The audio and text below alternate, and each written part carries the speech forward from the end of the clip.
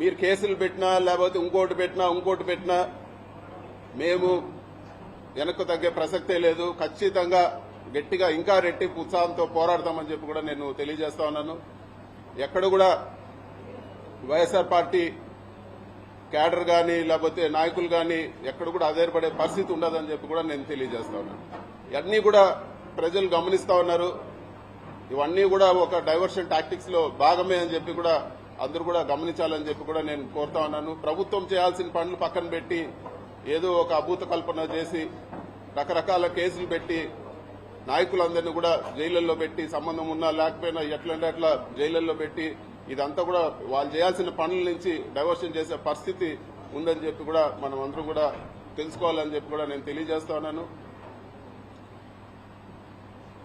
ఈ మొత్తం ఎపిసోడ్ లో అండగా నిలబడిన ప్రతి ఒక్కరికి కూడా నేను మనస్ఫూర్తిగా అందరు కూడా పేరు పేరున ధన్యవాదాలు తెలుపుకుంటాను. అందరు కూడా నమస్కారం.